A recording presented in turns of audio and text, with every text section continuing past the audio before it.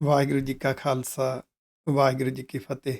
ਜਿਹੜੇ ਗੁਰਸਿੱਖ ਪਿਆਰੇ ਆਪਣੇ ਪਰਿਵਾਰ ਸਮੇਤ ਬੱਚਿਆਂ ਨਾਲ ਬੈਠ ਕੇ ਅਰਥਾਂ ਸਮੇਤ ਸਹਿਜ ਪਾਠ ਕਰਨਾ ਚਾਹੁੰਦੇ ਨੇ, ਉਹਨਾਂ ਵਾਸਤੇ ਇੱਕ ਕੰਟੀਨਿਊ ਸੀਰੀਜ਼ ਸ਼ੁਰੂ ਕੀਤੀ ਗਈ ਹੈ।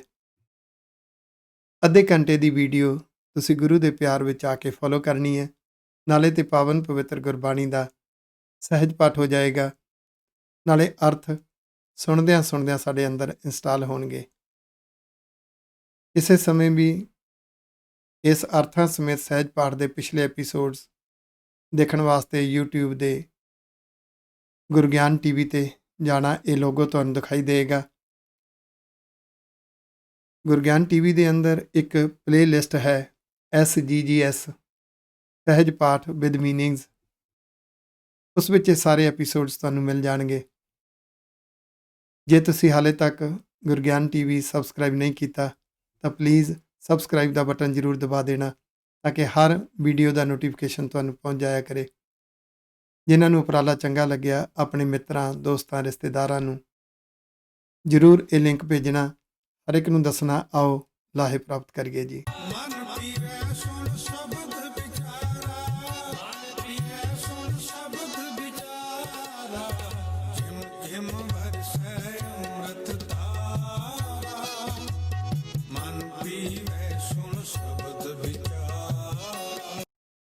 ਵਾਹਿਗੁਰੂ ਜੀ ਕਾ ਖਾਲਸਾ, ਵਾਹਿਗੁਰੂ ਜੀ। ਸ੍ਰੀ ਗੁਰੂ ਗ੍ਰੰਥ ਸਾਹਿਬ ਜੀ ਦੇ ਪਾਵਨ ਅੰਗ 74 ਦੇ ਉੱਪਰ ਅੰਕਿਤ ਪੰਚਮ ਪਾਤਸ਼ਾਹ ਦਾ ਸ਼ਬਦ, ਜਿਹੜਾ 73 ਅੰਗ ਤੋਂ ਸ਼ੁਰੂ ਹੋਇਆ ਸੀ ਔਰ 21 ਪਦਿਆਂ ਦਾ ਸ਼ਬਦ। ਇਸ ਸ਼ਬਦ ਦੇ ਅਖੀਰ ਤੇ ਤੁਸੀਂ ਦੇਖੋ 21-2-29 ਲਿਖਿਆ। ਪਹਿਲਾਂ ਅਸ਼ਟਪਦੀਆਂ ਸਨ, ਅਸ਼ਟਪਦੀਆਂ ਤੋਂ ਬਾਅਦ ਇੱਕ ਸ਼ਬਦ ਸੀ 24 ਪਦਿਆਂ ਦਾ ਗੁਰੂ ਨਾਨਕ ਪਾਤਸ਼ਾਹ ਦਾ, ਤੇ ਦੂਸਰਾ ਸ਼ਬਦ ਹੈ 21 ਪਦਿਆਂ ਦਾ। ਇਸ ਤੇ 21 ਤੋਂ ਬਾਅਦ 2 ਫਿਰ 29 ਲਿਖ ਦਿੱਤਾ। ਭਾਵ 27 ਅਸ਼ਟਪਦੀਆਂ ਸਨ, ਹੈ ਅਸ਼ਟਪਦੀਆਂ ਦੇ ਰੂਪ ਵਿੱਚ, ਪਰ ਇਹ ਦੋ ਸ਼ਬਦ ਵੱਡੇ ਸਨ, ਇਹਨਾਂ ਦੀ ਗਿਣਤੀ ਪਾਤਸ਼ਾਹ ਨੇ ਅਲੱਗ ਹੀ ਕੀਤੀ। 10 ਪਦਿਆਂ ਦੀ ਵਿਚਾਰ ਆਪਾਂ ਪਿੱਛੇ ਕੀਤੀ ਸੀ, ਅੱਜ 11ਵੇਂ ਪਦ। ਪਿਛਲੇ ਐਪੀਸੋਡ ਵਿੱਚ ਇੱਕ ਰਮਜ ਸੀ, ਗੁਰੂ ਨੇ ਅੰਦਰੋਂ ਸੋਚ ਤੇ ਸੁਭਾਅ ਦਾ ਸ਼ਹਿਰ ਵਸਾ ਦਿੱਤਾ ਹੈ। ਇੱਕ ਭਾਵਨਾ ਬਣੀ, ਜਿਹੜੇ ਗੁਰਸਿੱਖ ਪਿਆਰੇ ਗੁਰਸਿੱਖੀ ਦੇ ਮਾਰਗ ਤੇ ਤੁਰਦੇ ਨੇ, ਪਰਉਪਕਾਰੀ ਮਿਸ਼ਨ, ਉਹਨਾਂ ਨਾਲ ਪਿਆਰ, ਨਿਮਰਤਾ, ਸਤਿਕਾਰ ਦੇ ਵਿੱਚ ਉਹਨਾਂ ਤੋਂ ਸਿੱਖਣਾ, ਉਹਨਾਂ ਤੋਂ ਗੁਰੂ ਦੀਆਂ, ਵਾਹਿਗੁਰੂ ਜੀ ਵਿਚਾਰਾਂ ਸਿੱਖਣੀਆਂ, ਸੁਣਨੀਆਂ।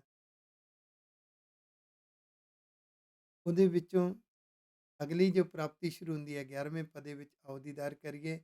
ਸੁਣ ਗੱਲਾਂ ਗੁਰ ਪਹਿ ਆਇਆ, ਜਦੋਂ ਗੁਰੂ ਕੇ ਗੁਰਸਿੱਖਾਂ ਤੋਂ ਇਸ ਤਰ੍ਹਾਂ ਦੀਆਂ ਵਿਚਾਰਾਂ ਸੁਣੀਆਂ, ਇਤਿਹਾਸਿਕ ਵਰਤਾਰਿਆਂ ਨੂੰ, ਗੁਰਬਾਣੀ ਦੇ ਅਰਥਾਂ ਨੂੰ। ਇਸ ਤਰੀਕੇ ਨਾਲ ਵਿਚਾਰਨ ਦੀ ਬਹੁਤ ਲੋੜ ਹੈ ਕਿ ਹਰ ਗੁਰੂ ਕਾ ਗੁਰਸਿੱਖ ਗੁਰੂ ਗ੍ਰੰਥ ਸਾਹਿਬ ਜੀ ਦੇ ਕੋਲ ਹੈ, ਉਹਦੇ ਅੰਦਰ ਝਾਤੀ ਮਾਰ ਕੇ ਆਪ ਦੀਦਾਰ ਕਰਨ। ਐਸੀ ਮੋਟੀਵੇਟ ਚਾਹੀਦੀ ਹੈ ਪ੍ਰਚਾਰ ਵਿੱਚ। ਫਿਰ ਹਰ ਗੁਰੂ ਕਾ ਗੁਰਸਿੱਖ ਗੁਰ ਸਰੂਪ ਦੇ ਅੰਦਰੋਂ ਦਰਸ਼ਨ ਕਰੇ ਤੇ ਗੁਰੂ ਦੀ ਆਵਾਜ਼ ਨੂੰ ਪਹਿਚਾਣੇ, ਗੁਰੂ ਕੀ ਕਹਿ ਰਹੇ ਨੇ, ਸਤਿਗੁਰ ਮਿਲਾਪ ਹੋਵੇ। ਬਸ ਮੰਨਣ ਦੀ ਭਾਵਨਾ ਸ਼ੁਰੂ ਹੋ ਗਈ ਤੇ ਫਿਰ ਅੱਗੋਂ ਸਟੈਪ ਬਾਈ ਸਟੈਪ ਹੁੰਦੀ ਹੈ। ਸੁਣ ਗੱਲਾਂ ਗੁਰ ਪਹਿ ਆਇਆ, ਸੁਣ ਸੁਣ ਕੇ ਚਾਉ ਜਾਗਦਾ, ਚਾਉ ਜਾਗਿਆ ਤੇ ਗੁਰੂ ਸਰੂਪ ਗੁਰ ਸਰੂਪ ਦੇ ਕੋਲ ਆਇਆ। ਦੇਖੋ, ਯਾਦ ਕਰੋ, ਤੁਹਾਨੂੰ ਕਿਤੋਂ ਨਾ ਕਿਤੋਂ ਮੋਟੀਵੇਸ਼ਨ ਮਿਲੀ ਹੋਏਗੀ, ਪੋਸਟ ਪੜ੍ਹੀ, ਕਿਸੇ ਨੇ ਨਿਊਜ਼ ਦੇਖੀ, ਕਿਸੇ ਨੇ ਤੁਹਾਨੂੰ ਪਰਸਨਲ ਕਿਹਾ ਹੋਏਗਾ, ਕਿਸੇ ਨੇ WhatsApp ਮੈਸੇਜ ਭੇਜਿਆ ਹੋਏਗਾ, ਕਿਸੇ ਨੇ ਫਾਰਵਰਡ ਕੀਤਾ ਹੋਏਗਾ ਕਿ ਅਰਥਾਂ ਸਮੇਤ ਸਹਿਜ ਪਾਠ ਹੋਣਾ ਹੈ। ਉਹ ਸੁਣ ਕੇ ਚਾਉ ਜਾਗਿਆ, ਤੁਰੇ ਤਾਂ ਅੰਦਰੋਂ ਗੁਰ ਨਾਲ ਮਿਲਾਪ ਹੋਣ ਲੱਗ ਪਿਆ। ਸੁਣ ਗੱਲਾਂ ਗੁਰ ਪਹਿ ਆਇਆ, ਕਿ ਗੁਰ ਸਰੂਪ ਨੇ, ਗੁਰੂ ਦੇ ਉਪਦੇਸ਼ਾਂ ਨੇ, ਗੁਰੂ ਦੀ ਆਵਾਜ਼ ਨੇ, ਰੱਬੀ ਉਪਦੇਸ਼ ਨੇ, ਰੱਬੀ ਬਾਣੀ ਨੇ ਅੱਗੋਂ ਕਿਰਪਾ ਕੀਤੀ। ਨਾਮ ਦਾਨ ਇਸ਼ਨਾਨ ਦਰੜਾਇਆ, ਇਹਨੂੰ ਸਮਝਿਓ, ਨਾਮ ਦਾਨ। ਪਹਿਲਾਂ ਤਾਂ ਅੰਦਰ ਇਸ਼ਨਾਨ ਕਰਨਾ ਸਿਖਾ ਦਿੱਤਾ, ਸੁਣਿਆ, ਮੰਨਿਆ, ਮਨ ਕੀਤਾ ਭਾਉ, ਅੰਤਰਗਤ ਤੀਰਥ ਮਲ ਨਾਓ। ਜਪਜੀ ਸਾਹਿਬ ਵਿੱਚ ਜੋ ਪੜ੍ਹਦੇ ਸੀ, ਇਸ਼ਨਾਨ ਨਿਤ ਕਰਨਾ ਦ੍ਰਿੜ ਕਰਵਾ ਦਿੱਤਾ। ਆਬ ਆਦਤ ਬਣ ਗਈ, ਪੱਕਾ ਰੂਟੀਨ। ਫਿਰ ਜਿਉਂ-ਜਿਉਂ ਗੁਰੂ ਦੇ ਉਪਦੇਸ਼, ਰੱਬੀ ਉਪਦੇਸ਼ ਲੱਗਣ ਲੱਗੇ, ਗਿਆਨ ਰੂਪੀ ਨਾਮ ਲੱਗਣ ਲੱਗਿਆ, ਉਹਨੂੰ ਮੰਨਣਾ ਸ਼ੁਰੂ ਕੀਤਾ ਤੇ ਵਾਹਿਗੁਰੂ ਜੀ ਦੀ ਯਾਦ, ਤਰਾਨਾ, ਸਹਿ ਭਾਵਨੀ ਵਿੱਚ ਆਦਤ ਬਣ ਗਈ, ਨਾਮ ਦ੍ਰਿੜ। ਫਿਰ ਦਾਨ, ਐਸਾ ਹਲੂਣਾ ਮਿਲਿਆ ਗੁਰਬਾਣੀ ਵਿੱਚੋਂ, ਮਿੱਠੇ-ਮਿੱਠੇ ਹਲੂਣੇ ਮਿਲੇ, ਮਨਾ ਦੂਸਰਿਆਂ ਲਈ ਵੀ ਕੁਝ ਕਰੀਏ, ਜੋ ਮਿਲਿਆ ਉਹਨੂੰ ਵੰਡੀਏ ਆਖੋ। ਗੁਰਬਾਣੀ ਦੀ ਜਿੰਨੀ ਕੁ ਸੋਝੀ ਆਈ ਹੈ ਇਹਨੂੰ ਘਰ-ਘਰ ਤੱਕ ਵੰਡੀਏ, ਬੱਚਿਆਂ ਵਿੱਚ ਵੰਡੀਏ, ਨੌਜਵਾਨਾਂ ਵਿੱਚ ਵੰਡੀਏ, ਤੇ ਦਾਨ ਦੀ ਆਦਤ ਪਾ ਦਿੱਤੀ, ਰਹਿਮਤ ਕੀਤੀ। ਹਰ ਇੱਕ ਕੋਲੇ ਨਹੀਂ ਹੁੰਦੀ, ਵਿਰਲਿਆਂ ਕੋਲੇ ਹੁੰਦੀ ਹੈ। ਤੁਸੀਂ ਸਾਰਿਆਂ ਨੇ ਉਹੋ ਜਿਹੇ ਬਣਨਾ ਹੈ, ਤੁਸੀਂ ਖੁਦ ਵੰਡਣਾ ਹੈ, ਤੇਰੇ ਗੁਰੂ ਦਾ ਖਜ਼ਾਨਾ ਘਰ-ਘਰ ਤੱਕ ਪਹੁੰਚਾਉਣਾ ਹੈ। ਸਭ ਮੁਕਤ ਹੁਆ ਸੰਸਾਰੜਾ, ਨਾਨਕ ਸੱਚੀ ਬੇੜੀ ਚਾੜ ਜੀਓ। ਇਹ ਮਹਿਸੂਸ ਹੁੰਦਾ ਵਾਹਿਗੁਰੂ ਸਾਹਿਬ, ਤੁਹਾਡੇ ਗੁਰ ਉਪਦੇਸ਼ ਦੀ, ਰੱਬੀ ਗਿਆਨ ਦੀ ਬੇੜੀ ਐਸੀ ਹੈ, ਜਿਸ ਨੂੰ ਵੀ ਇਹ ਪਿਆਰ ਜਾਗਿਆ, ਭਾਵਨਾ ਜਾਗੀ, ਤਾਂ ਸੰਸਾਰ ਹੀ ਉਹਨਾਂ ਆਦਤਾਂ ਤੋਂ ਮੁਕਤ ਹੋਣ ਵਾਲੀ ਹੈ।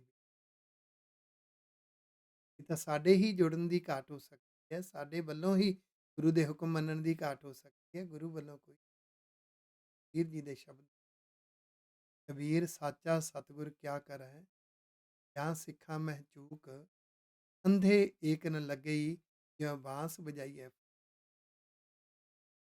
ਧੜੇ ਬੰਦੀਆਂ ਕੌਮ ਵਿੱਚ ਨਹੀਂ ਰਹਿ ਸਕਦੀਆਂ, ਘਾਟ ਸਾਡੀ ਆਪਣੀ ਹੈ ਗੁਰੂ ਦੀ ਗੱਲ ਮੰਨਣ ਦੀ।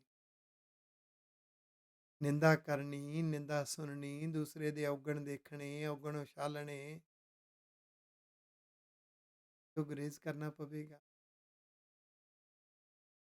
ਮਨ ਦੇ ਵਿੱਚ ਚੇਤਨਾ ਲਿਆਉਣੀ ਪਵੇਗੀ, ਅੰਦਰੋਂ ਸੁਚੇਤ ਹੋਣਾ ਪਏਗਾ। ਮੈਂ ਉਹ ਬੋਲ ਨਹੀਂ ਬੋਲਣੇ ਜਿਹੜੇ ਬੋਲਾਂ ਨਾਲ ਧੜੇ ਬੰਦੀਆਂ ਹੋਰ ਵੱਧਦੀਆਂ ਹੋਣ, ਖਲਾਰਾ ਪੈਂਦਾ ਹੋਵੇ, ਨਫ਼ਰਤ ਵੱਧਦੀ ਹੋਵੇ। ਮੈਂ ਉਸ ਦਾ ਪਾਤਰ ਨਹੀਂ ਬਣਨਾ, ਕਿਉਂਕਿ ਮੈਂ ਗੁਰੂ ਸੱਚ ਗੁਰ ਮੁਕਤ ਹੋਆ ਸਹਿ। ਅੰਦਰੋਂ ਹੁਲਾਰੇ ਵੱਜਦੇ ਨੇ ਇਸ ਦੇ, ਖਿੱਚ ਪੈਂਦੀ ਹੈ ਉਸ ਪਾਸੇ ਦੀ। ਪਰ ਗੁਰੂ ਦੀ ਸੱਚੀ ਬਾਣੀ ਸੱਚੀ ਬੇੜੀ ਹੈ। ਦੇਸ ਮੰਨਣ ਦੀ ਭਾਵਨਾ ਹੀ ਬੇੜੀ ਤੇ ਚੜ੍ਹਨਾ ਹੈ, ਹੁਕਮ ਮੰਨਣਾ। ਇਸ ਨੇ ਮੁਕਤ ਕਰਾ ਦੇਣਾ ਉਹਨਾਂ। ਸਭ ਸ੍ਰਿਸ਼ਟ ਸੇਵੇ ਦਿਨ ਰਾਤ ਜੀਓ, ਹੈ ਵਾਹਿਗੁਰੂ ਜੀ। ਸਾਰੀ ਦੁਨੀਆ ਸਾਡੇ ਬਣਾਏ ਹੋਏ ਖੇਲ ਵਿੱਚ ਚੱਲ, ਹਰ ਇੱਕ ਦੀ ਜ਼ਿੰਦਗੀ ਦਿਨ ਤੇ ਰਾਤ ਤੇਰੇ ਨਿਜ਼ਮ ਵਿੱਚ ਚੱਲ। ਤੁਸੀਂ ਕਿਤਨੇ ਮਹਾਨ ਹੋ, ਦੇ ਕੰਨ ਸੁਣੋ ਅਰਦਾਸ ਜੀਓ, ਕਿ ਹਰ ਇੱਕ ਦੀ ਅਰਦਾਸ ਸੁਣ, ਇਹਨਾਂ ਦੀਆਂ ਸ਼ੁੱਧ ਭਾਵਨਾਵਾਂ ਨੇ, ਸ਼ੁੱਧ ਸੋਚ ਹੈ, ਗੁਰੂ ਉਪਦੇਸ਼, ਗੁਰਮਤਿ ਵਾਲੀ ਸੋਚ ਵਾਲੀ, ਕਿ ਤੁਸੀਂ ਉਹਨਾਂ ਨੂੰ ਗੁਰਮਤਿ ਦੀ ਸੋਚ, ਪਰਉਪਕਾਰੀ ਜਜ਼ਬਾ, ਪਰਉਪਕਾਰ ਕਰਨ ਦਾ ਜਜ਼ਬਾ, ਸਿਦਕ, ਲਗਨ, ਸਭ ਕੁਛ ਦਿੰਦੇ। ਠੋਕ ਬਜਾਏ ਸਭ ਡਿਠੀਆ, ਸੋ ਸਿਆਪੇ ਲयन ਛਡਾਏ ਜੀਓ। ਠੋਕ ਵਜਾ ਕੇ ਦੇਖ ਲਿਆ, ਰਿਸਰਚ ਕਰਕੇ ਦੇਖ ਲਿਆ, ਚੰਗੀ ਤਰ੍ਹਾਂ ਘੋਖ ਕੇ ਦੇਖ ਲਿਆ, ਤੁਸੀਂ ਖੁਸ਼ ਹੁੰਦੇ ਹੋ ਭਾਵਨਾ, ਆਪ ਹੀ ਫਿਰ ਜਜ਼ਬੇ ਦੇਖ ਕੇ ਮਿਲਾ ਲੈਂਦੇ ਹੋ, ਆਪ ਹੀ ਦੂਜੇ ਪਾਸੇ ਤੋਂ ਛੁਡਾ ਦਿੰਦੇ ਹੋ। ਹੁਣ ਹੁਕਮ ਹੋਆ ਮਿਹਰਬਾਨ ਦਾ, ਸਤਿਗੁਰੂ ਕਹਿੰਦੇ ਇਸ ਵਿਸ਼ਵਾਸ ਵਿੱਚ ਵਾਹਿਗੁਰੂ ਜੀ ਦਾ ਹੁਕਮ, ਮਾਲਕ ਦਾ ਜੋ ਹੁਕਮ ਹੁੰਦਾ ਹੈ ਨਾ, ਭਾਵ ਉਹਦਾ ਨਿਜ਼ਮ ਅੰਦਰ ਬਖਸ਼ਿਸ਼ ਬਣ ਕੇ ਵਰਤਦਾ ਹੈ। ਕੋਈ ਨਾ ਕਿਸੇ ਰੰਝਾਣ ਦਾ, ਰੰਝਾਣ ਦਾ ਹੁੰਦਾ ਦੁਖੀ ਕਰਨਾ। ਇਹ ਜਿਹੜੀਆਂ ਕੁਸੰਗ ਤੇ ਕੁਸੰਗੀ ਪ੍ਰਭਾਵ ਦੀਆਂ ਆਦਤਾਂ ਮਨ ਨੂੰ ਦੁਖੀ ਕਰਦੀਆਂ ਸੀ ਨਾ, ਇਹ ਫਿਰ ਜ਼ੋਰ ਨਹੀਂ ਪਾਉਂਦਾ, ਫਿਰ ਉਹ ਪਾਸਾ ਚੰਗਾ ਨਹੀਂ ਲੱਗਦਾ, ਗੁਰੂ ਵਾਲਾ ਪਾਸਾ ਚੰਗਾ। ਪਹਿਲਾਂ ਨਿੰਦਾ ਕਰਨੀ ਬੜੀ ਚੰਗੀ ਲੱਗਦੀ ਸੀ, ਫਿਰ ਸੋਝੀ ਆਈ, ਨਹੀਂ ਨਹੀਂ, ਨਿੰਦਾ ਕਰਨ ਦੇ ਅਰਥ ਹੈ ਮੈਂ ਕਿਸੇ ਦੀ ਨਫ਼ਰਤ ਆਪਣੇ ਅੰਦਰ ਰੱਖ ਰਿਹਾ ਤੇ ਆਪਣੀ ਨਫ਼ਰਤ ਵੰਡ ਰਿਹਾ। ਸੋਝੀ ਆ ਗਈ, ਕੀ ਕਰ ਰਿਹਾ, ਨਾ ਮੈਂ ਕਿਸੇ ਦੀ ਨਫ਼ਰਤ ਆਪਣੇ ਅੰਦਰ ਰੱਖਣੀ ਹੈ, ਨਾ ਮੈਂ ਆਪਣੇ ਅੰਦਰੋਂ ਨਾ ਮੈਂ ਕਿਸੇ ਧੜੇਬੰਦੀ ਵਿੱਚ ਖਲੋਣਾ ਹੈ ਤੇ ਨਾ ਮੈਂ ਕਿਸੇ ਧੜੇਬੰਦੀ ਦਾ ਵਿਰੋਧ ਕਰਨਾ ਹੈ, ਨਾ ਕਿਸੇ ਧੜੇ ਦਾ ਪੱਖ ਪੂਰ ਜਦੋਂ ਧੜਿਆਂ ਦੇ ਪੱਖ ਪੂਰੇ ਜਾਂਦੇ ਨੇ, ਨਫ਼ਰਤਾਂ ਵੱਧਦੀਆਂ ਨੇ। ਤੇ ਵਾਹਿਗੁਰੂ ਜੀ ਦੀ ਬਖਸ਼ਿਸ਼ ਹੁੰਦੀ ਹੈ ਨਾ, ਫਿਰ ਇਹ ਆਦਤਾਂ, ਇਹ ਖਿੱਚ ਦੂਜੀ ਨਹੀਂ ਕਰਦੀ, ਮਨੁੱਖ ਦੇ ਅੰਦਰ ਖਿੱਚ ਪੈਂਦੀ ਹੈ, ਅੰਦਰ ਇੱਕ ਆਦਤ ਬਣਦੀ ਹੈ। ਵਾਹਿਗੁਰੂ ਜੀ ਇਸ ਤੋਂ ਖਹਿੜਾ ਛਡਾਉਂਦੇ, ਸਭ ਸੁਖਾਲੀ ਬੁੱਠੀਆ ਇਹ ਹੁਆ ਹਲੇ ਮੀਰਾਜ ਜੀਓ। ਜਦੋਂ ਇਹਨਾਂ ਆਦਤਾਂ ਤੋਂ ਖਹਿੜਾ ਛੁੱਟਦਾ ਹੈ ਨਾ, ਅੰਦਰ ਸੋਚ ਦੀ, ਸੁਭਾਅ ਦੀ ਜਿਹੜੀ ਸ਼ਹਿਰ ਹੈ ਨਾ, ਸੁਖੀ ਵਸਦਾ ਹੈ, ਨਿਮਰਤਾ ਦਾ ਰਾਜ ਹੋ ਜਾਂਦਾ। ਜਦੋਂ ਧੜਿਆਂ ਦਾ ਪੱਖ ਪੂਰਿਆ ਜਾਂਦਾ, ਦੂਸਰੇ ਧੜੇ ਨੂੰ ਨੀਵਾਂ ਦਿਖਾਇਆ ਜਾਂਦਾ, ਨਫ਼ਰਤ ਵੰਡੀ ਜਾਂਦੀ ਹੈ, ਕਿਸੇ ਦੇ ਉਗਣ ਦੇਖੇ ਜਾਂਦੇ ਨੇ, ਮਨੁੱਖ ਨੂੰ ਪਤਾ ਨਹੀਂ ਲੱਗਦਾ ਆਪਣੇ ਅੰਦਰ ਪਿਆਰ ਹੁੰਦਾ, ਮੇਰੇ ਹੀ ਚੰਗੇ, ਮੇਰਾ ਹੀ ਧੜਾ ਚੰਗਾ, ਇਹਦਾ ਨੁਕਸਾਨ। ਇੱਥੋਂ ਤੱਕ ਕਿ ਧੜੇ ਘਰਾਂ ਵਿੱਚ ਵੀ ਬਣ ਜਾਂਦੇ ਨੇ। ਜਿਨ੍ਹਾਂ ਘਰਾਂ ਵਿੱਚ ਧੜੇ ਬਣ ਜਾਂਦੇ ਨੇ, ਘਰ ਦੇ ਕਿਸੇ ਇੱਕ ਮੈਂਬਰ ਨੂੰ ਇਤਨਾ ਨੀਵਾਂ ਦਿਖਾਉਂਦੇ ਨੇ, ਉਹ ਡਿਪਰੈਸ਼ਨ ਦਾ ਸ਼ਿਕਾਰ ਹੋ ਜਾਂਦਾ। ਕਿਸੇ ਘਰ ਵਿੱਚ ਬਜ਼ੁਰਗਾਂ ਦਾ ਸਤਿਕਾਰ ਤੇ ਕੀ ਮਿਲਣਾ ਹੈ, ਉਹਨਾਂ ਨੂੰ ਦੁਰਕਾਰਿਆ ਜਾਂਦਾ ਹੈ, ਧੱਕੇ ਮਾਰੇ ਜਾਂਦੇ ਨੇ। ਇਹ ਹੰਕਾਰ ਤੋਂ ਬਿਨਾਂ ਨਹੀਂ ਹੁੰਦੇ, ਨਫ਼ਰਤ ਤੋਂ ਬਿਨਾਂ ਨਹੀਂ, ਕਿਸੇ ਲੋਭ ਲਾਲਚ ਤੋਂ ਬਿਨਾਂ ਨਹੀਂ, ਕ੍ਰੋਧ ਤੋਂ ਬਿਨਾਂ ਨਹੀਂ। ਜਿਸ ਸੁਭਾਅ ਵਿੱਚ ਹਲੀਮੀ ਰਾਜ ਹੋਏਗਾ ਨਾ, ਨਿਮਰਤਾ ਦਾ ਰਾਜ ਹੋਏਗਾ, ਜਿਸ ਪਰਿਵਾਰ ਦੇ ਮੈਂਬਰਾਂ ਵਿੱਚ ਹਲੀਮੀ ਰਾਜ ਆ ਗਿਆ ਨਾ, ਕਿ ਬਜ਼ੁਰਗਾਂ ਦਾ ਸਤਿਕਾਰ ਹੋਏਗਾ, ਔਰਤ ਦਾ ਸਤਿਕਾਰ ਹੋਏਗਾ, ਬੱਚਿਆਂ ਨੂੰ ਪਿਆਰ, ਏਕਤਾ ਇਤਫਾਕ ਹੋਏਗੀ, ਧੜੇਬੰਦੀ, ਨਫ਼ਰਤ ਨਹੀਂ ਹੋਏਗੀ, ਦੇਸ਼ ਨਹੀਂ ਹੋਏਗਾ। ਹੰਕਾਰ ਵਿੱਚ ਆ ਕੇ ਬੰਦਾ ਕ੍ਰੋਧ ਵਿੱਚ, ਨਫ਼ਰਤ ਵਿੱਚ ਆਪ ਤੋਂ ਮਾੜੇ ਨੂੰ ਕੁੱਟਦਾ ਹੈ, ਤਕੜੇ ਦੇ ਅੱਗੇ ਹਿੰਮਤ। ਫਿਰ ਸੋਝੀ ਆਈ ਇਹ ਗੁਰਮੁਖਤਾਈ ਦਾ ਜੀਵਨ ਵਾਹ ਲੈ ਮੀਰਾ, ਚਿਮ ਚਿਮ ਅੰਮ੍ਰਿਤ ਵਰਸਦਾ, ਅੰਦਰ ਫਿਰ ਵਾਹਿਗੁਰੂ ਜੀ ਦੀ ਮਿੱਠੀ ਮਿੱਠੀ ਯਾਦ, ਗੁਰਮੁਖਤਾਈ ਸਿੱਖੀ, ਗੁਰਮਤ ਵਾਲੇ, ਸੋਚ ਦੇ ਰਸ ਦਾ ਅੰਮ੍ਰਿਤ ਵਰਸ, ਬੁਲਾਇਆ ਬੋਲੀ ਖਸਮ ਦਾ। ਫਿਰ ਪਤਾ ਲੱਗਦਾ ਹੈ ਮਨ ਜਿਹੜੇ ਚੰਗੇ ਬੋਲ ਮੱਤ ਜਿਹੜੀ ਚੰਗੀ ਸੋਚ, ਵਾਹਿਗੁਰੂ ਜੀ ਮਨ ਅੰਦਰ ਜਿਹੜੀਆਂ ਚੰਗੀਆਂ ਵਿਚਾਰਧਾਰਾ ਨੇ ਨਾ, ਕਸਮ ਵਾਹਿਗੁਰੂ ਮਾਲਕ ਦੀਆਂ, ਲਾਇਆ ਹੋਇਆ ਮਨ, ਬਹੁਮਾਨ ਕੀਆ ਤੁਧ ਉਪਰੇ, ਤੂੰ ਆਪੇ ਪਾਏ ਥਾਏ ਜੀਓ। ਵਾਹਿਗੁਰੂ ਜੀ ਤੇ ਮਾਣ ਕੀਤਾ, ਵਾਹਿਗੁਰੂ ਜੀ ਤੁਹਾਡੇ ਤੇ ਵਿਸ਼ਵਾਸ ਹੈ, ਤੁਸੀਂ ਆਪ ਹੀ ਕਿਰਪਾ ਕਰੋ। ਇਸ ਮਨ ਨੂੰ ਗੁਰਮੁਖ ਸੁਭਾਅ ਦਾ ਟਿਕਾਣਾ ਆਪ ਹੀ ਦਿੰਦੇ ਹੋ, ਇਸ ਮਤ ਨੂੰ ਗੁਰਮਤ ਵਾਲੀ ਸੋਚ ਹੀ ਦਿੰਦੇ ਹੋ, ਗੁਰੂ ਰਾਹੀਂ ਦਿੰਦੇ ਹੋ, ਗੁਰੂ ਦੇ ਉਪਦੇਸ਼ਾਂ ਰਾਹੀਂ ਦਿੰਦੇ ਹੋ। ਤੇਰਿਆਂ ਭਗਤਾਂ ਭੁੱਖ ਸਦ ਤੇਰੀ ਆ, ਫਿਰ ਜਿਹੜੇ ਤੇਰੇ ਪਿਆਰੇ ਨੇ ਨਾ, ਉਹਨਾਂ ਦਾ ਜੀਵਨ ਜਿਉਣਾ ਹੀ ਭਗਤੀ ਬਣ ਜਾਂਦਾ ਹੈ।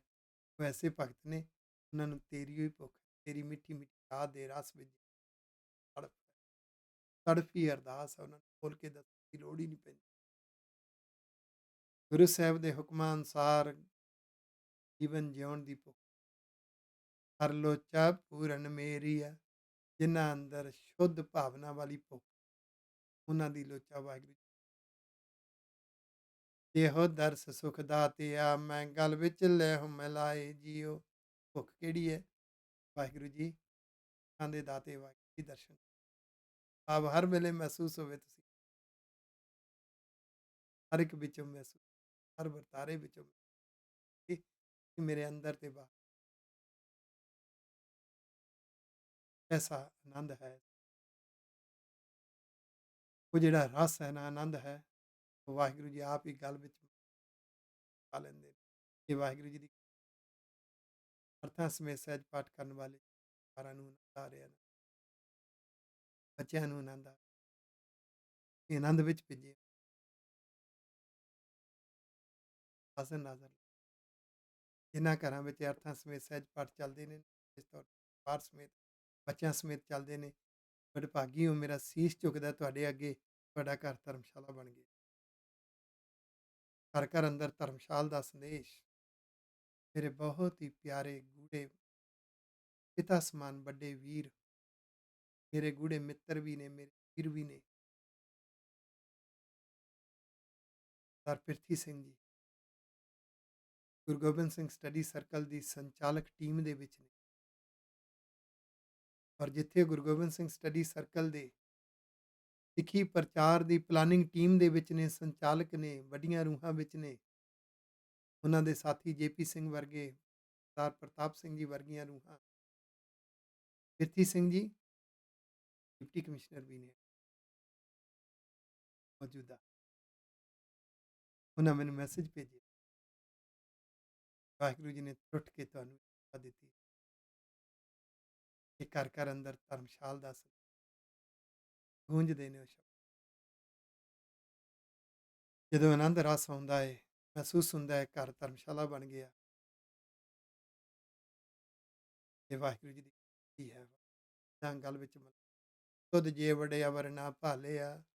ਵਾਹਿਗੁਰੂ ਜੀ ਤੁਹਾਡੇ ਵਰਗੇ ਤੂੰ ਦੀਪ ਲੋ ਪਿਆ ਲਿਆ, ਦੀਪਾਂ ਨੂੰ ਹਰ ਥਾਂ ਤੇ ਹੀ ਵਸੇ ਹੋਏ ਹੋ।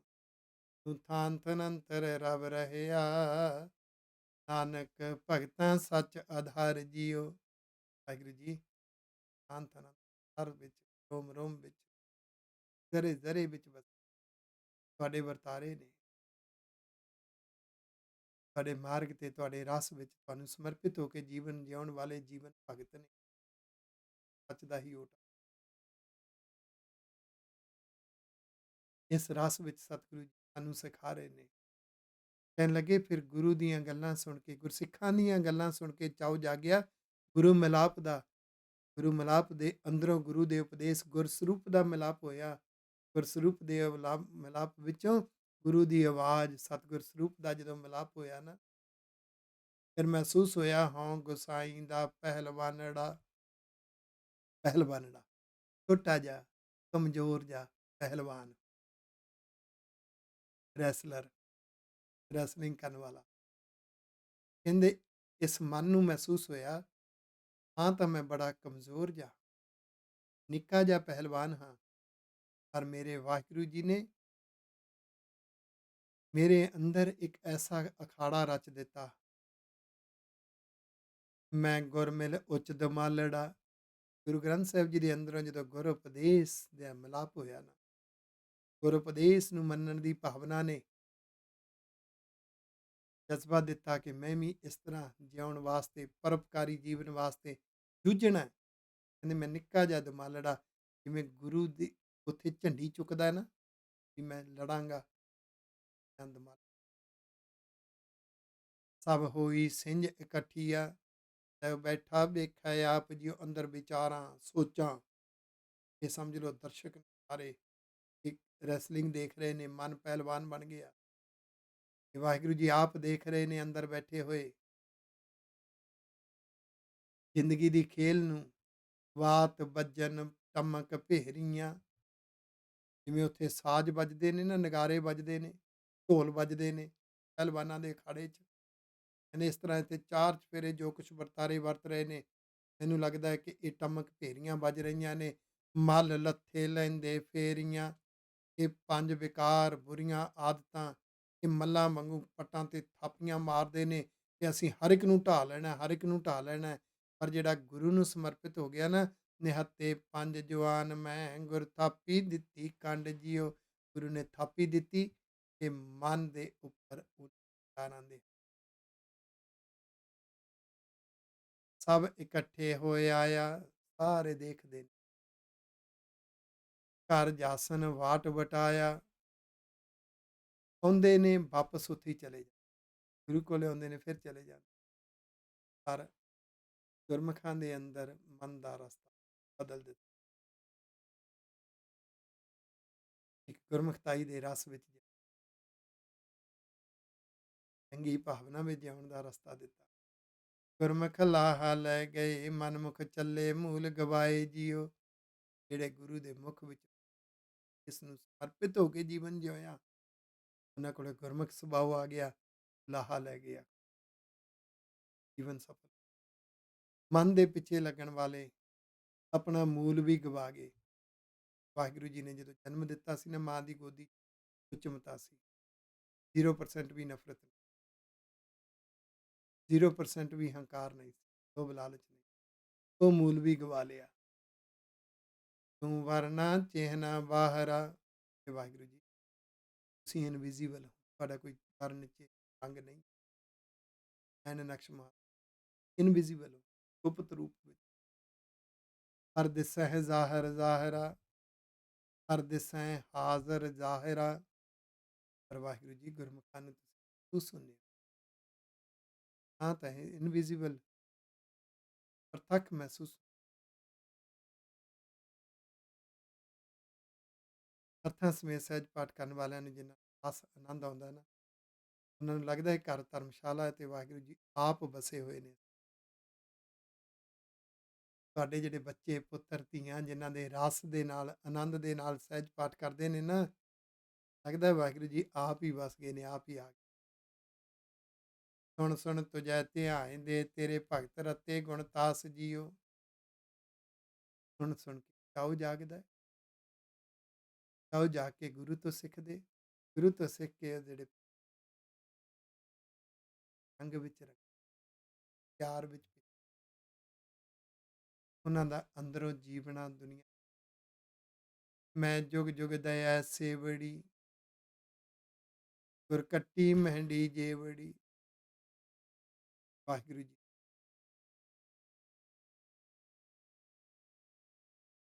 ਉਹਨਾਂ ਨੇ ਹੁਕਮ ਮੰਨਣ ਦੀ,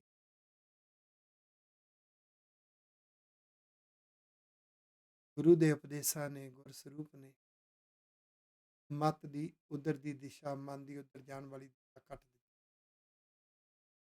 ਹਉ ਬਹੁੜ ਸਿੰਜ ਨਾ ਨਚਉ, ਨਾਨਕ ਅਵਸਰ ਲੱਦਾ ਭਾਲ ਜੀਓ। ਹੁਣੇ ਮਨ ਕੁਸੰਗ ਤੇ ਕੁਸੰਗੀ ਪ੍ਰਭਾਵਾਂ ਵਾਲੇ ਪਾਸੇ, ਬੁਰੇ ਪਾਸੇ ਨੱਚਦਾ ਹੀ ਨਹੀਂ, ਭਾਵ ਜਾਂਦਾ ਹੀ ਨਹੀਂ, ਖਿੱਚ ਹੀ ਨਹੀਂ। ਹੁਣ ਤੇ ਉਹੀ ਸਮਾਂ ਲੱਭਦਾ ਹੈ ਜਿਸ ਸਮੇਂ ਵਿੱਚ ਵਾਹਿਗੁਰੂ ਜੀ ਦੀ ਯਾਦ ਹੋਰ ਰਸ ਹੋਰ ਬਣੇ, ਐਸੇ ਹਾਲਾਤ। ਹੁਣ ਤੇ ਲੱਭ ਲਿਆ ਉਹ ਮਾਰਗ ਜਿਸ ਮਾਰਗ ਵਿੱਚ ਇਸ ਸ਼ਬਦ ਤੋਂ ਬਾਅਦ ਅੰਕ ਨੇ 21 2 19, 21ਵਾਂ ਪਦਾ ਅਸ਼ਟਪਦੀਆਂ ਤੋਂ ਬਾਅਦ ਵੱਡੇ ਸ਼ਬਦਾਂ ਦੇ ਵਿੱਚ ਇਹ ਦੂਜਾ ਸ਼ਬਦ, ਜਿਵੇਂ ਆਪਾਂ ਪਹਿਲਾਂ ਵਿਚਾਰਿਆ ਸੀ, ਪਹਿਲਾ 24 ਪਦਿਆਂ ਦਾ ਸ਼ਬਦ ਗੁਰੂ ਨਾਨਕ ਪਾਤਸ਼ਾਹ ਦਾ, ਫਿਰ 21 ਪਦਿਆਂ ਦਾ ਇਹ ਸ਼ਬਦ ਗੁਰੂ ਅਰਜਨ ਦੇਵ ਸਾਹਿਬ ਜੀ ਦਾ। ਇਸ ਤਰ੍ਹਾਂ ਦੇ ਦੋ ਵੱਖਰੇ ਜਿਹੇ ਸ਼ਬਦ, ਵੱਡੇ ਪਦ, 27 ਪਦੇ ਉਹ, 27 ਅਸ਼ਟਪਦੀਆਂ ਉਹ, ਦੋ ਇਹ 24 ਤੇ 21 ਪਦਿਆਂ, ਦੋ ਰਲਾ ਕੇ 29, 29 ਤੱਕ ਦੀ। ਇਸ ਤੋਂ ਬਾਅਦ ਇੱਕ ਬਾਣੀ ਸ਼ੁਰੂ ਹੋ ਰਹੀ ਹੈ, ਗੁਰੂ ਗ੍ਰੰਥ ਸਾਹਿਬ ਦੀ ਪੰਜਵੀਂ ਬਾਣੀ, ਪਹਿਰੇ। ਰਾਗਾਂ ਦੇ ਵਿੱਚ ਇਹ ਪਹਿਲੀ ਬਾਣੀ ਹੈ, ਕਿਉਂਕਿ ਰਾਗ 14 ਅੰਗ ਤੋਂ ਸ਼ੁਰੂ ਹੁੰਦੇ ਨੇ, 1353 ਅੰਗ ਤੱਕ 31 ਰਾਗ ਨੇ। ਰਾਗਾਂ ਤੋਂ ਪਹਿਲਾਂ 4 ਬਾਣੀਆਂ ਸਨ, ਰਾਗਾਂ ਦੇ ਵਿੱਚ ਇਹ ਪਹਿਲੀ ਬਾਣੀ ਹੈ, ਉਹਨਾਂ ਚਾਰਾਂ ਨੂੰ ਮਿਲਾ ਕੇ ਇਸ ਲਈ ਸ਼ੁਰੂਆਤ ਵਿੱਚ ਮੂਲ ਮੰਤਰ ਦਾ ਸੰਖੇਪ ਰੂਪ ਹੈ, ਇੱਕ ਓੰਕਾਰ ਸਤਿਗੁਰ ਪ੍ਰਸਾਦ ਵਾਹਿਗੁਰੂ। ਸਤਿਗੁਰ ਸਰੂਪ ਕਿਰਪਾ ਦੇ ਇਹ ਰਸ ਪ੍ਰਾਪਤ ਹੁੰਦਾ ਹੈ। ਸ੍ਰੀ ਰਾਗ ਮਹੱਲਾ ਪਹਿਲਾ, ਪਹਿਰੇ, ਘਰ ਪਹਿਲਾ। ਸ੍ਰੀ ਰਾਗ ਦੇ ਵਿੱਚ ਪਹਿਲੇ ਪਾਤਸ਼ਾਹ ਗੁਰੂ ਪਾਤਸ਼ਾਹ ਦਾ ਸ਼ਬਦ ਹੈ, ਪਹਿਰੇ ਬਾਣੀ ਦਾ ਨਾਮ ਹੈ, ਪਹਿਲੇ ਘਰ ਵਿੱਚ ਗਾਉਣ ਦਾ ਉਪਦੇਸ਼ ਹੈ। ਦਿਨ ਤੇ ਰਾਤ ਦੇ 4 ਪਹਿਰ ਮੰਨੇ, ਜ਼ਿੰਦਗੀ ਦੇ ਵੀ 4 ਪਹਿਰ। ਇੱਥੇ ਰਾਤ ਦੇ ਜਿਹੜੇ ਪਹਿਰ ਨੇ ਨਾ, ਪਹਿਲਾ ਪਹਿਰ ਜਾਣੀ ਸੌਣ ਦੀ ਤਿਆਰੀ, ਦੂਜਾ ਪਹਿਰ ਨੀਂਦ ਸ਼ੁਰੂ ਹੋ ਗਈ, ਤੀਜਾ ਪਹਿਰ ਗੂੜੀ ਨੀਂਦ, ਚੌਥਾ ਜਾਗਣ ਦਾ, ਇਹ ਰਾਤ ਦੇ ਪਹਿਰ। ਇਹਨੂੰ ਜੀਵਨ ਨਾਲ ਰੈਲੇਵੈਂਟ ਕਰਕੇ ਸਤਿਗੁਰੂ ਜੀ ਵਰਤਾਰੇ ਨੂੰ ਅੰਦਰ ਚਿੱਤਰ ਸਾਹਮਣੇ ਪੇਸ਼ ਕਰਦੇ ਨੇ। ਪਹਿਲਾ ਪਹਿਰੈ ਰਹਿਣ ਕੈ ਬਣਜ਼ਾਰਿਆ ਮਿੱਤਰਾ, ਹੁਕਮ ਪਿਆ ਗਰਭਾਸ। ਵਿਦਵਾਨ ਦੋ ਤਰ੍ਹਾਂ ਨਾਲ ਅਰਥ ਕਰਦੇ ਕਿ ਜ਼ਿੰਦਗੀ ਦੀ ਰਾਤ ਦਾ ਪਹਿਲਾ ਪਹਿਰ ਹੈ ਜਦੋਂ ਮਾਤਾ ਦੇ ਗਰਭ। ਇੱਕ ਅਰਥ ਇਹ ਹੈ ਇਹ ਜਿਹੜਾ ਮਨ ਹੈ ਨਾ, ਜਦੋਂ ਰੱਬ ਨੇ ਜਨਮ ਦਿੱਤਾ ਸੀ ਨਾ, ਇਕਾਗਰਤਾ ਸੀ, ਪਵਿੱਤਰਤਾ ਸੀ, ਸੁਚਤਾ ਸੀ। ਜਿਉਂ-ਜਿਉਂ ਇਹਨੂੰ ਸੋਝੀ ਹੋਈ, ਇਹ ਸੰਸਾਰਿਕ ਜੀਵਨ ਜਿਉਣਾ ਸ਼ੁਰੂ ਕੀਤਾ।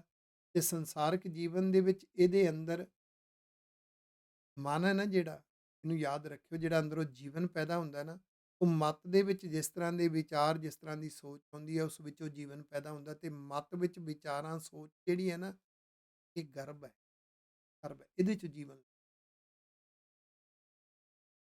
ਇਸ ਮਨ ਨੇ ਮੱਤ ਦੇ ਗਰਭ ਵਿੱਚ ਪਿਆ, ਭਾਵ ਦੁਨਿਆਵੀ ਸੋਚ ਸ਼ੁਰੂ ਹੋਈ। ਪਹਿਲਾ ਪਹਿਰ ਹੈ ਜੀਵਨ ਦਾ। ਉਰਧ ਤਪ ਅੰਤਰ ਕਰੇ ਬਣਜ਼ਾਰਿਆ ਮਿੱਤਰਾ, ਖਸਮ ਸੇਤੀ ਅਰਦਾਸ। ਉਦਾਂ ਅਰਥ ਲਏ ਜਾਂਦੇ ਨੇ ਕਿ ਮਾਤਾ ਦੇ ਗਰਭ ਵਿੱਚ ਪੁੱਠਾ ਲਟਕਦਾ ਸੀ, ਤਪ ਸੀ, ਭਾਵ ਔਖੀ ਅਵਸਥਾ ਸੀ। ਖਸਮ ਦੇ ਅੱਗੇ ਅਰਦਾਸ ਕਰਦਾ, ਮੈਨੂੰ ਬਚਾ। ਪਰ ਇਹਨੂੰ ਇਸ ਤਰ੍ਹਾਂ ਲਓ ਕਿ ਜਦੋਂ ਇਹ ਮਾਤਾ ਦੇ ਮੱਤ ਦੇ ਗਰਭ ਵਿੱਚ ਜਾਂਦਾ ਹੈ, ਭਾਵ ਸੋਚ ਦੇ ਪਿੱਛੇ ਲੱਗਦਾ ਹੈ, ਸੋਚ ਨੂੰ ਆਪਣੇ ਪਿੱਛੇ ਲਾਉਂਦਾ ਹੈ, ਇਹ ਨਵਾਂ ਜੀਵਨ ਸ਼ੁਰੂ ਕਰਦਾ ਹੈ, ਇਹ ਪੁੱਠੇ ਪਾਸੇ ਨੂੰ ਪੈ ਜਾਂਦਾ ਹੈ। ਉਰਧ ਤਪ ਅੰਤਰ ਕਰੇ, ਅੰਦਰੋਂ ਦੁਖੀ ਹੋਣ ਵਾਲੇ ਰਸਤੇ ਤੇ, ਦੁਨਿਆਵੀ ਸੋਚ ਵਾਲੇ ਰਸਤੇ ਤੇ ਮਨ ਤੁਰ। ਇਹ ਬੰਜ਼ਾਰਿਆ ਮਿੱਤਰਾ, ਇਹ ਮਨਾ ਮਿੱਤਰਾ, ਤਾਂ ਇੱਥੇ ਸੱਚ ਦਾ ਵਰਣਨ ਕਰ, ਗੁਣਾਂ ਦਾ ਵਰਣਨ ਕਰਨ ਵਾਲਾ ਬਣ।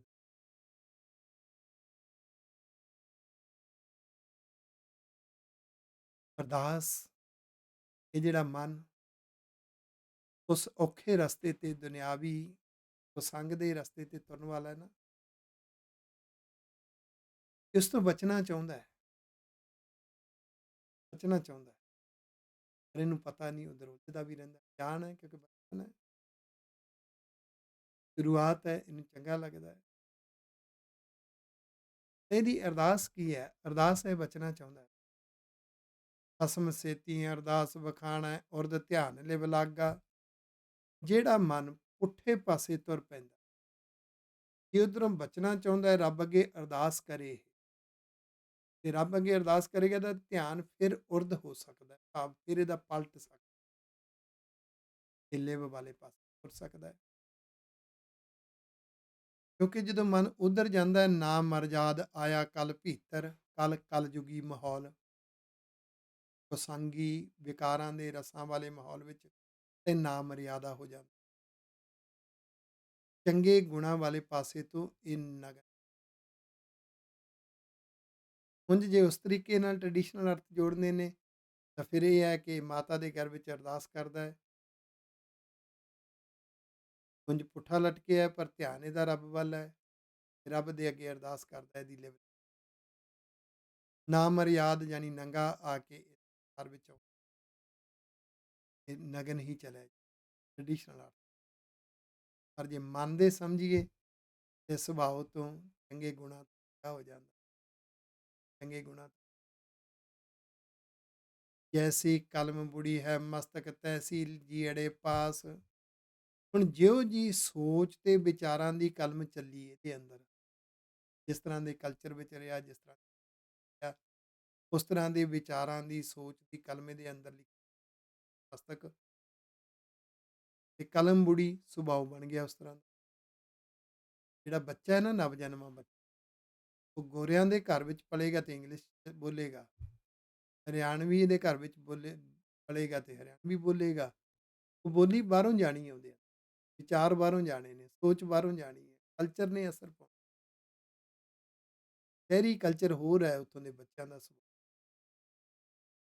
ਪੇਂਡੂ ਕਲਚਰ ਹੋਰ ਹੈ ਉੱਥੋਂ ਦੇ ਬੱਚਿਆਂ ਦਾ ਸੁਭਾਅ। ਪੇਂਡੂ ਕਲਚਰ ਨੇ ਓਏ ਓਏ ਕਹਿ ਕੇ ਸਿਖਾ ਦੇਣਾ, ਕਹਿਣਾ ਸਿਖਾ ਦੇਣਾ, ਤੇ ਸ਼ਹਿਰੀ ਕਲਚਰ ਨੇ ਜੀ ਕੀ ਕਹਿਣਾ ਸਿਖਾ ਦੇਣਾ। ਜਿਹੋ ਜੀ ਅੰਦਰ ਸੋਚ ਸੁਭਾਅ ਦੀ, ਮਸਤਕ ਦੀ ਲਿਖੀ ਗਈ, ਇਹਦੇ ਅੰਦਰ ਕਲਮ ਚੱਲੀ ਨਾ, ਕੋਈ ਇਹਦੇ ਪਾਸ ਹੈ। ਕਹੋ ਨਾਨਕ ਪ੍ਰਾਣੀ ਪਹਿਲੇ ਪਹਿਰੈ, ਹੁਕਮ ਪਿਆ ਗਰਭਾਸ। ਪਹਿਲਾ ਪਹਿਰ ਜੀਵਨ ਦਾ ਇਹ ਹੈ ਕਿ ਇਹ ਮੱਤ ਰੂਪੀ ਗਰਭ ਵਿੱਚ। ਹੁਣ ਇਹ ਤੁਹਾਡੇ ਤੇ ਹੈ, ਕੁਛ ਜੀ ਵਿਚਾਰ ਹੈ ਤੁਹਾਡੇ ਸਾਹਮਣੇ ਰੱਖ ਦਿੱਤੀ ਹੈ, ਜਿਹਨੂੰ ਉਹ ਟ੍ਰੈਡੀਸ਼ਨਲ ਅਰਥ ਚੰਗੇ ਲੱਗਦੇ ਨੇ ਕਿ ਇਹ ਮਾਤਾ ਦੇ ਗਰਭ ਵਿੱਚ ਇਹਦਾ ਪਹਿਲਾ ਪੈਰ ਹੈ, ਉਸ ਤਰ੍ਹਾਂ ਮੰਨ ਲਓ। ਜੇ ਤੁਸੀਂ ਮਨ ਦਾ ਪਹਿਰ ਜਿਹੜਾ ਗਰਭ ਹੈ, ਮਤ ਸੋਚ ਵਾਲਾ ਉਹ ਚੰਗਾ ਲੱਗਦਾ ਤੁਹਾਨੂੰ, ਕਿਉਂ ਮੰਨ ਲਓ ਜੇ ਤੁਹਾਨੂੰ ਕੋਈ ਹੋਰ ਇਸ ਤੋਂ ਵਧੀਆ ਤੁਹਾਨੂੰ ਸੁਝਦਾ ਹੈ, ਤੁਹਾਡੇ ਖਿਆਲ ਵਿੱਚ ਆਉਂਦਾ ਹੈ, ਤਾਂ ਤੁਸੀਂ ਉਹ ਸੰਗਤ ਬਸ ਗੱਲ ਹੈ ਸਿੱਖਣ ਦੀ, ਜਿਸ ਵਿੱਚੋਂ ਭਾਵ ਸਮਾਇਆ ਜਾਂਦਾ ਹੈ, ਜਿਸ ਵਿੱਚੋਂ ਸਾਰੀ ਜਾਂਦੀ, ਜਿਸ ਅਰਥ ਵਿੱਚੋਂ ਸਾਡੇ ਅੰਦਰ ਰੱਬ ਦਾ ਪਿਆਰ ਵੱਧ, ਰੱਬੀ ਮਾਰਗ ਤੇ ਜਿਨ੍ਹਾਂ ਅਰਥਾਂ ਦੇ ਵਿੱਚੋਂ, ਜਿਨ੍ਹਾਂ ਵਿਚਾਰਾਂ ਦੇ ਵਿੱਚੋਂ ਵਾਹਿਗੁਰੂ ਜੀ ਦੀ ਯਾਦ ਹੈ, ਸ਼ੁਕਰਾਨਾ ਵੱਧਦਾ ਹੈ, ਉਹਦੇ ਉਪਦੇਸ਼ ਮੰਨਣ ਦੀ ਭਾਵਨਾ ਦਾ ਜਜ਼ਬਾ ਵੱਧਦਾ ਹੈ, ਉਹ ਅਰਥ ਵਿਚਾਰਨੇ ਚਾਹੀਦੇ ਨੇ, ਪ੍ਰਸਾਰਨੇ ਚਾਹੀਦੇ ਨੇ, ਸੁਣਨੇ ਚਾਹੀਦੇ ਨੇ, ਸੁਣਾਉਣੇ ਚਾਹੀਦੇ ਨੇ। ਲੋੜ ਹੈ ਅੱਜ ਆ ਚੁੱਕਾ ਅਗਲੇ ਦਿਨਾਂ ਦੀ ਵਿੱਚ ਐਪੀਸੋਡ। ਵਾਹਿਗੁਰੂ ਜੀ ਕਾ ਵਾਹਿਗੁਰੂ ਜੀ। ਮਨ ਪੀਵੈ ਸੁਣ ਸ਼ਬਦ ਵਿਚਾਰਾ, ਮਨ ਪੀਵੈ ਸੁਣ ਸ਼ਬਦ ਵਿਚਾਰਾ, ਜਿਮ ਜਿਮ ਵਰਸੈ